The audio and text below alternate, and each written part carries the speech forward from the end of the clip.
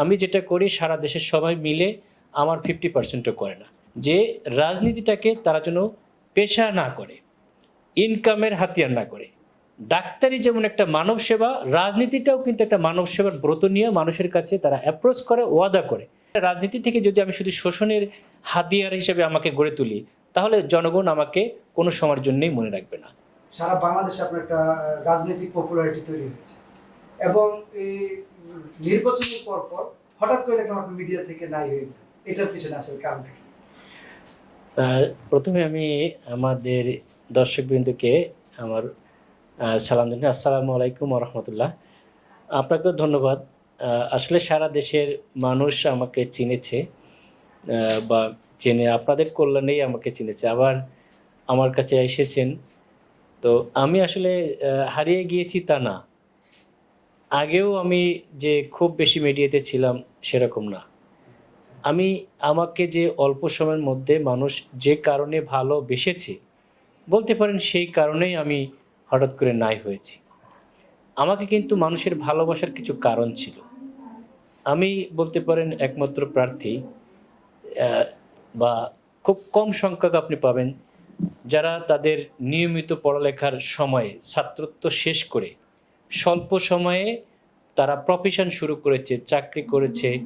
তারপর তার যে সংশ্লিষ্ট ক্ষেত্রটা, সেই ক্ষেত্রটাই প্রফেশনালি, যেমন আমার দেশে আমি যে সেক্টরে কাজ করি, আমি সবচেয়ে বেশি এই কাজটা করি এবং আমি আমার যোগ্যতায় প্রমাণ করতে পেরেছি যে আমার প্যারালাল, আমার সিনিয়র বা জুনিয়র কেউ নাই। কারণ আমি যে কাজটা এই দেশে করি, এই কাজটা আমি যেটা করি সারা দেশের সবাই মিলে আমার 50%ও করে না। সুতরাং আমাকে প্রমাণ করতে হয়েছে মানুষের কাছে চিকিৎসা সেবায় যে I can do this perfectly এবং অন্যান্য যে কারো তুলনায় ভালোভাবে। পলিটিক্যালিও আমি সেখানে যখন ছাত্র রাজনীতি করেছি, সেখানে আমি তখন সেরা ছিলাম। আমি বর্তমান জেনারেশনকে এটাই বলতে চাই যে রাজনীতিটাকে তারা যেন পেশা না করে, ইনকামের হাতিয়ার না করে। ডাক্তারি যেমন একটা মানব সেবা, রাজনীতিটাও কিন্তু একটা মানব সেবার ব্রত নিয়ে মানুষের কাছে তারা অ্যাপ্রোচ করে, ওয়াদা করে। কিন্তু এই পাশ করার পরে তারা সবসময় এটার মাধ্যমে তাদের ইনকাম সোর্স করছে। যে দেখা আছে 1 কোটি টাকার মালিক ছিল, সে 100 কোটি টাকার মালিক হয়ে যাচ্ছে। কিন্তু আমার ধারা ছিল যে আমি মানুষকে ইনকাম করে সবসময় দেব, এবং আমার এই কনভারসেশন, আমার মানুষের প্রতি আহ্বান, এটা দেখেই মানুষ আমাকে ভালোবেসেছে। এবং আমি চেষ্টা করেছি আমার আসল জায়গা, যেমন আমি কিন্তু নির্বাচনের আগের দিনও পেশেন্টকে সার্ভিস দিয়েছি, শুধুমাত্র নির্বাচনের দিনটা দিই নাই, পরের দিনও দিয়েছি। এবং এটাই দেখবেন যে বিদেশি কালচার। সিঙ্গাপুরে এত ডেভেলপড হয়েছে কেন? সিঙ্গাপুরের রাজনীতি হিস্ট্রি আপনি দেখবেন, যাকে রাজনীতিতে আসতে হচ্ছে, কোনো সংসদ সদস্য হতে হচ্ছে, তারা মানুষের টাকার উপরে, চাঁদাবাজির উপরে ডিপেন্ডেন্ট না। তাদেরকে নিজের যোগ্যতা দিয়ে পড়াশোনায় তারা সবচেয়ে ভালো, চাকরির ক্ষেত্রেও তাকে সবচেয়ে ভালো ব্যক্তি প্রমাণ করতে হয়েছে, তারপরে তাকে রাজনীতিতে অংশগ্রহণ করতে হয়।